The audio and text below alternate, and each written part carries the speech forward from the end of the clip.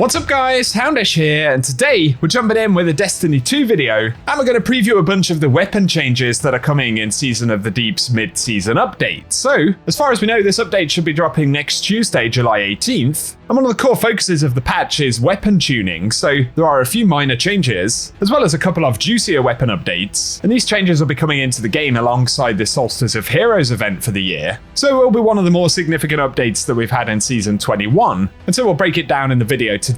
As always guys, I hope you enjoyed this one, and if you do, a rating below really does help us out, plus be sure to get subscribed and I'll keep you posted with more Destiny content, but otherwise let's get into it. And so initially, once again, it's worth mentioning, Solstice of Heroes will be going live on Tuesday as well, and we know that we're going to get access to a new rocket launcher. We made a separate video about that one, and Bungie have given us a preview that you can see right here. I'll link the video with the perk rolls down below if you want to check it out. Otherwise though, they have also showed off the new armor for this year, and they've said we'll return to the European aerial zone, so it's going to be a pretty similar Solstice to what we've had in previous years, although they've confirmed that there will be a couple of extra buffs available, like Firebound, which increases recovery and super regen when close to a fire team member in the bonfire bash activity. Additionally, there's one called Flare, and we can rapidly defeat combatants to unleash waves of paracausal fire around us, dealing damage to nearby combatants. The cool thing is though, that'll be available in both Bonfire Bash and the Vanguard Ops playlist. And as always, there'll then be an upgrade path for the armor pieces, and it's a good opportunity to get some higher stat roll gear. So there'll be all of that stuff, and of course the cosmetics and things like that. And so let us know if you plan to jump in and play it down in the comment section.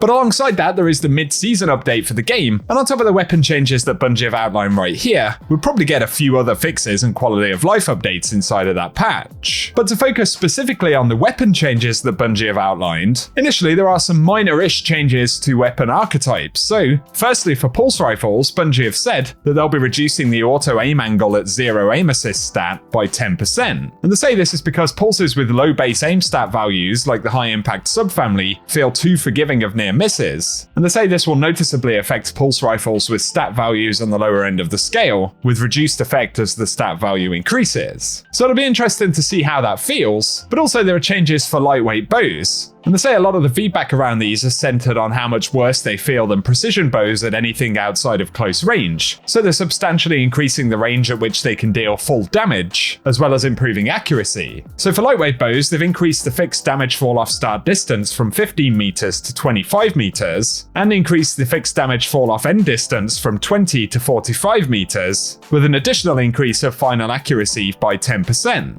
So lightweight bows should feel a good bit more usable. And on top of that, for submachine guns, they say they've made improvements to Sheora's Wrath ADS dynamic reticle, and this is aimed at reducing both the thickness of the lines and their opacity, which minimizes the clutter while ADSing while retaining the ability to show the effect perks or other actions have on the weapon's accuracy and aim assist. But finally, for shotguns, they say they're reducing the spread angle of the outer horizontal pellets by 15% for lightweight shotguns. And they say previously the outermost pellets have been spaced so far apart that it can be difficult to lang the entire spread outside of point blank range. So they're reducing the spread angle to constrain the pattern, which should make them feel more consistent in PvP. So those are the general archetype changes, but then we get onto a few exotic weapon adjustments. And Graviton Lance is going to get a mixed bag of changes. So for PvE damage, they're increasing it by 67% across the board, which is absolutely huge, but they are removing the extra aim assist provided by its catalyst, and they're reducing the damage dealt by the Cosmology Explosion by 40% against players, but PvE damage will be unchanged. So they're trying to make it a little bit less potent in PvP, but at the same time, it's going to see a pretty big boost inside of PvE. Safe to say a 67% damage increase is fairly huge. Then for No Time to Explain, they're reducing the weapon's range, and that range stat will drop by 10%. And they say they're doing this given that Graviton Lance is being adjusted. There's potential for No Time to Explain to simply take its place, so a small adjustments to the range stat right there to make it a bit less potent in PvP. Then with Fighting Lion, they say they fixed a bug with the perk application that was preventing it from granting the benefits from the catalyst. So they fixed an issue where the Chimera perk on the catalyst wasn't applying the buffs to kinetic and power slot weapons. So once again, a few updates to exotics right there, and then they get onto perk changes. So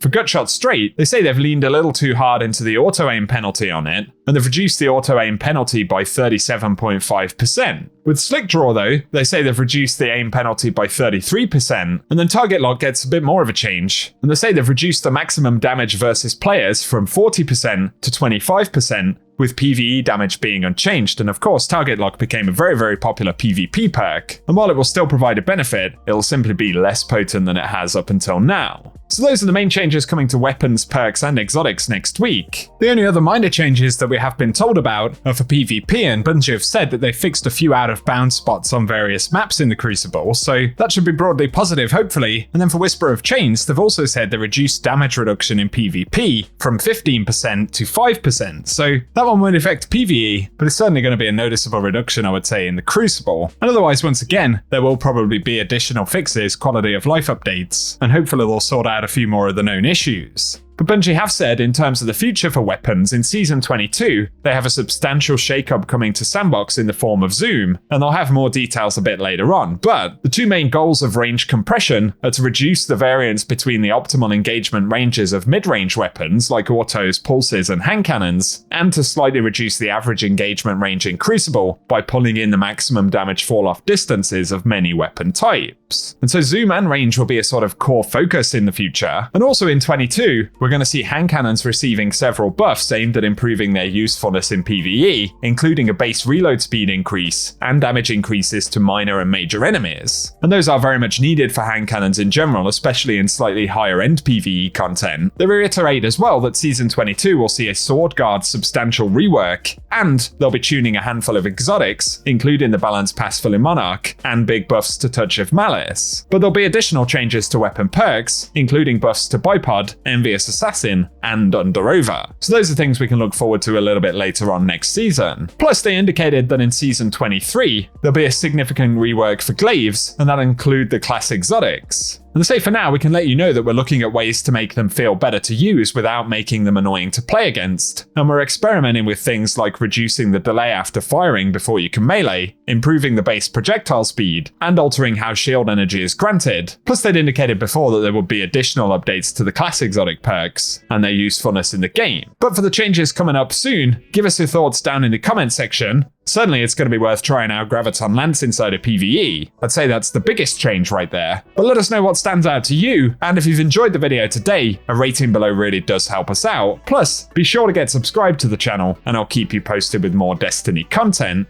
But otherwise, thank you guys for tuning in, and I hope you have an awesome day.